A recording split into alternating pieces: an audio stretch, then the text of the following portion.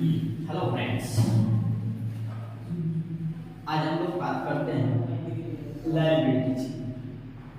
Liabilities क्या होता है? लायबिलिटीज का मतलब होता है दायित्व।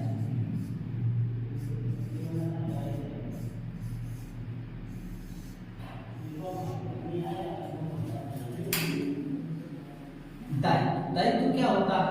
जैसे कंपनी के कुछ अपने वास्तविक दायित्व होते हैं जिससे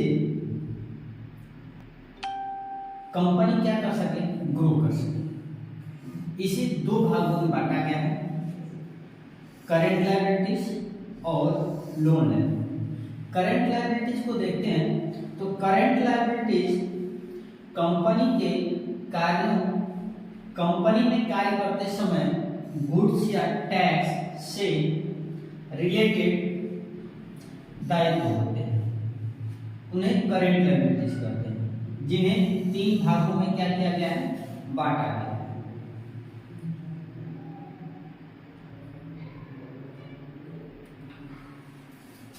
पहला जो है syndicators, duties and tax, provision. Syndicators का मतलब होता है, सिंडिकेटर्स को डिफाइन करते हैं तो दिए गए किसी डीलर, मतलब किसी डीलर से या सुपर डीलर से या कंपनी से उधार में गुड्स या सर्विस लेते हैं तो उसे सिंडिकेटर्स कहते हैं।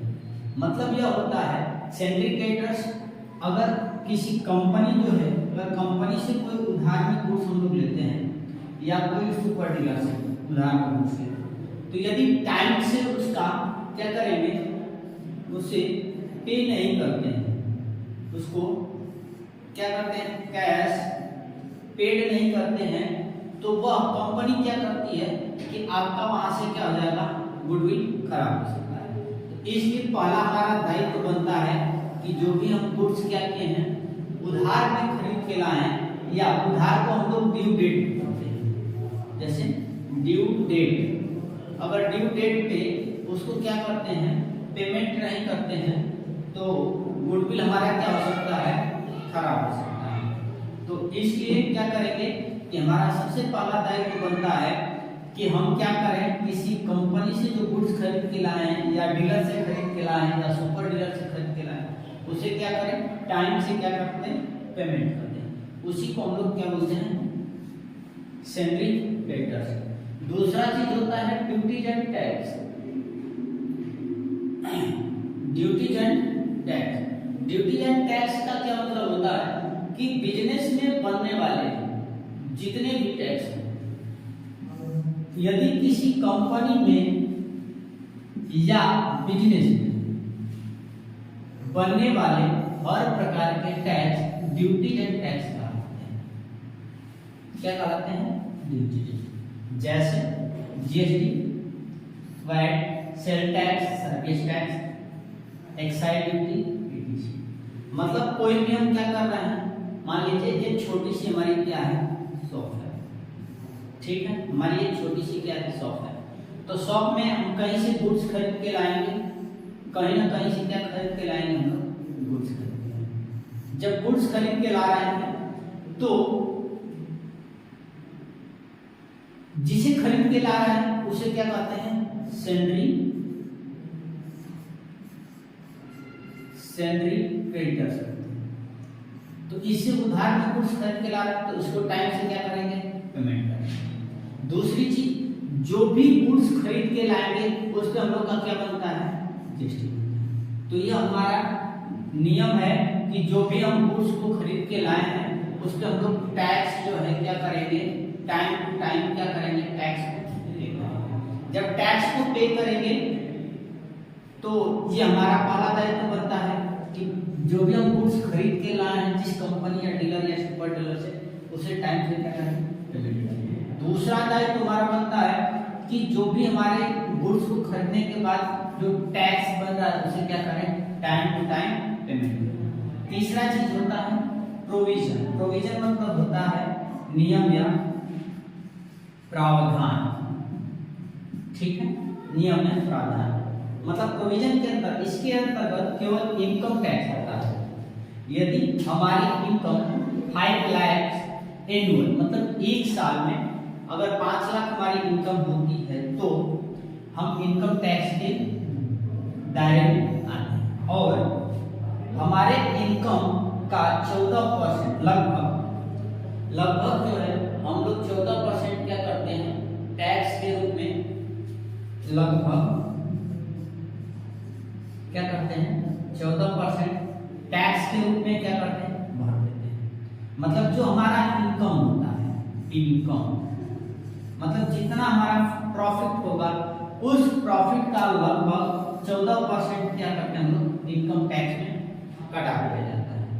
उसके बाद बात करते हैं लोन लायबिलिटीज की। लोन लायबिलिटीज मतलब यदि कंपनी को चलाने के लिए हम क्या किए हैं लोन लिए हैं, तो जब कंपनी को चलाने के लिए हम लोग लोन लेते हैं तो उसके संदर्भ में भी हमारा कुछ दायित्व बनता है। लिए गए लोन पर हमारे द्वारा दायित्व बनता है कि हम अपने लोन को टाइम से पे करें। ठीक है, अगर हम टाइम से लोन को पे नहीं करते हैं तो क्या होता है या लोन के कितनी कंडीशन होते हैं।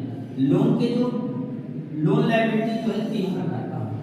पहला सिक्योर लोन, अनसिक्योर लोन, एक होता है बीओडी, इसको हम लोग बोलते हैं बैंक ओवर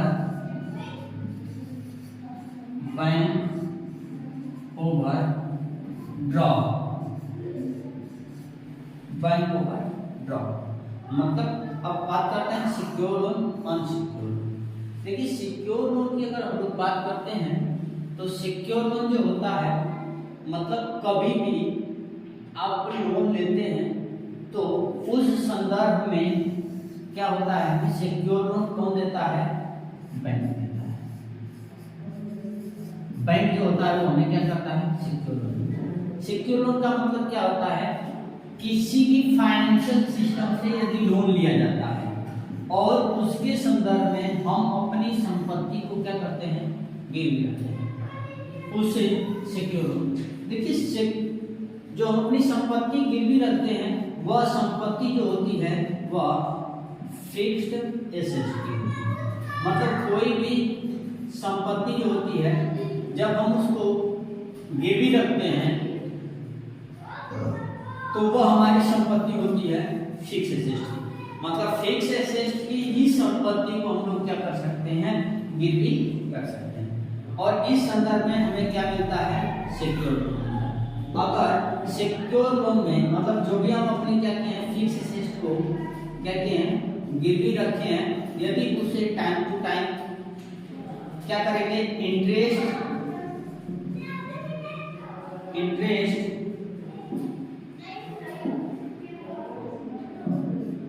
जो इंटरेस्ट है इंटरेस्ट अगर टाइम टू टाइम पे नहीं करते हैं तो क्या होगा इंटरेस्ट और इसको हम लोग बोलते हैं EMI।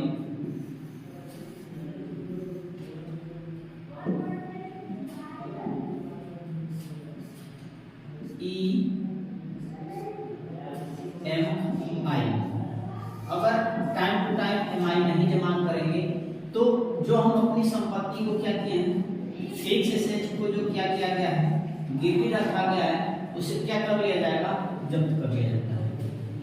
इस चीज को हम लोग किसमें पढ़े थे इसमें पढ़े थे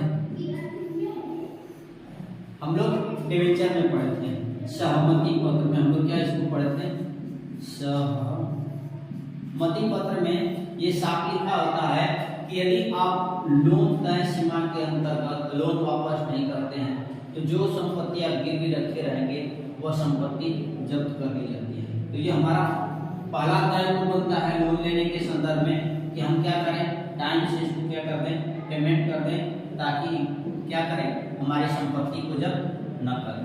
दूसरा चीज आता है अनसिक्योर लोन। अनसिक्योर लोन का मतलब होता है ऐसे लोन जिसके संबंध में हम अपनी संपत्ति को क्या करते हैं गिरवी नहीं रखते हैं उसे अनसिक्योर लोन कहते हैं। यह जो लोन है यह कौन कौन हमें देता है ठीक है। यह लोन जो है हम दोस्तों से लेते हैं रिश्तेदारों से लेते हैं। मतलब जब दोस्तों से हम लोग लोन लेते हैं तो उसके संदर्भ में हम अपनी संपत्ति को नहीं रखते हैं। अगर रिलेशनशिप में अगर हम कोई लोन लेते हैं तो रिलेशनशिप का लोन वापस नहीं करते हैं तो वहाँ पे हमारा क्या हो सकता है, रिलेशन खराब हो जाएगा। तो इसलिए हमें हमारा दायित्व बनता है कि इसे हम क्या करें, टाइम टू टाइम पे करें। क्लियर? चलिए अगले पॉइंट देखते हैं हम लोग। अगले पॉइंट पे आते हैं हम लोग, तो आता है आपका बैंक ओवरड्राफ्ट। ड्रॉप होता है बैंक ओवरड्राफ्ट, इसको हम लोग शॉर्ट में बोलते हैं BOD, बैंक ओवरड्राफ्ट। मतलब किसी भी बैंक में यदि करेंट अकाउंट होल्डर है, current account, saving account holder को नहीं, करेंट अकाउंट होल्डर है तो वह अपने बैंक में जमा राशि से अधिक राशि निकाल सकता है, जिसके लिए बैंक ओवरड्राफ्ट की आवश्यकता होती है। ठीक है, मतलब जो करेंट अकाउंट होल्डर है, करेंट अकाउंट कौन खुलवाता है, बिजनेस। जो बिजनेसमैन होता है वह क्या कराता है, करेंट अकाउंट होल्डर होता है। ठीक है, क्लियर है? चलिए आगे देखते हैं डिस्काउंट। देखिए डिस्काउंट क्या होता है, अगर हम डिस्काउंट को एक्सप्लेन करने चलते हैं तो डिस्काउंट वह होता है जो हमें किसी प्रोडक्ट को खरीदने या बेचने पर जो उपलब्ध होता है उसको हम लोग क्या बोलते हैं, डिस्काउंट। जब किसी प्रोडक्ट को परचेज करते हैं और उस पर हमें डिस्काउंट प्राप्त होता है तो हमें इनकम होता है। जैसे मान लीजिए 10 रुपए का जो सामान है, अगर इसको हम क्या कर रहे हैं, परचेज कर रहे हैं।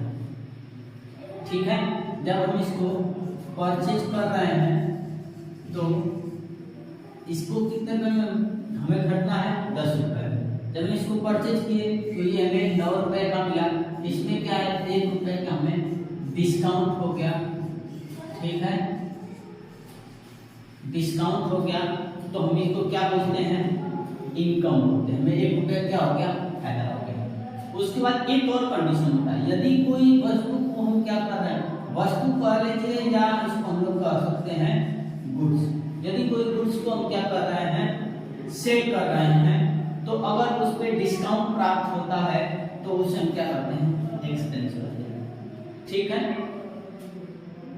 एक्सपेंस का मतलब होता है घाटा या खर्च, जो भी कर सकते हैं कर लीजिएगा, कोई दिक्कत नहीं। डिस्काउंट 2 प्रकार का होता है, आइटम लेवल डिस्काउंट और दूसरा होता है invoice level discount. Item level discount को अगर एक्सप्लेन करने चलते हैं तो इसको एक्सप्लेन करके समझ लीजिए आइटम लेवल क्या होता है। देखिए आइटम लेवल अगर डिस्काउंट की बात करते हैं, जैसे मान लीजिए एक हमारे पास क्या है, पेन और एक कॉपी, सॉरी एक हमारे पास क्या है, ठीक। इस पे जो है 5% का डिस्काउंट है, इस पे 5% का डिस्काउंट है और इस पे जो है 10% का डिस्काउंट। मतलब इस पे कितना है, 5% का डिस्काउंट, इस पे कितना है, 10%। मतलब दोनों पे जो है अलग अलग प्रकार का डिस्काउंट है, तो इसी को बोलते हैं आइटम लेवल डिस्काउंट। इसको एक्सप्लेन करते हैं कि यदि प्रत्येक प्रोडक्ट पर अलग अलग प्रकार के डिस्काउंट हो तो उसे आइटम लेवल डिस्काउंट कहते हैं। समझ में आ गया? चलिए अब आते हैं invoice level discount. Invoice level discount का मतलब होता है कि जो हम इनवॉइस ले रहे हैं, ठीक है। इनवॉइस का मतलब है पेन खरीद लिए, कॉपी ले लिए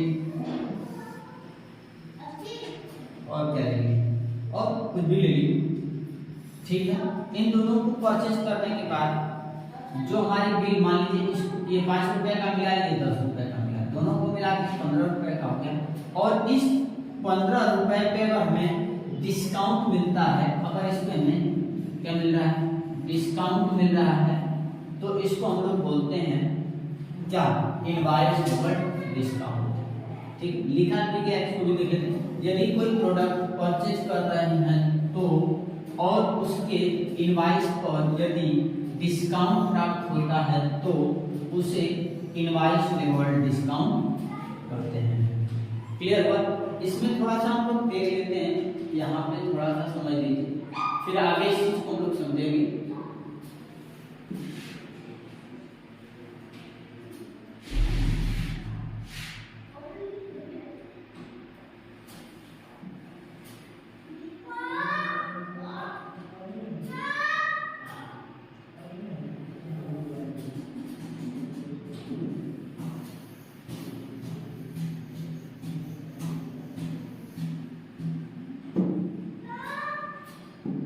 देखिए यहाँ पे परचेज करने पर जो डिस्काउंट आपको प्राप्त हो रहा है, ठीक है, यहाँ पे इनकम और एक्सपेंस, इसको हम लोग आगे एक्सप्लेन करके देखेंगे कि कैसे में इनकम होगा और कैसे में एक्सपेंस होगा, ठीक है, डिस्काउंट के संदर्भ में। क्लियर? आज के लिए इतना ही। नेक्स्ट वीडियो में मिलेंगे हम लोग। अगले टॉपिक पे हम लोग बात करेंगे इनकम। इनकम क्या होता है? क्लियर है? देखिए अगला टॉपिक है हमारा इनकम। इनकम जो होता है, इनकम का मतलब होता है फायदा, मतलब कोई भी बिजनेस जो करते हैं उससे जो भी फायदा प्राप्त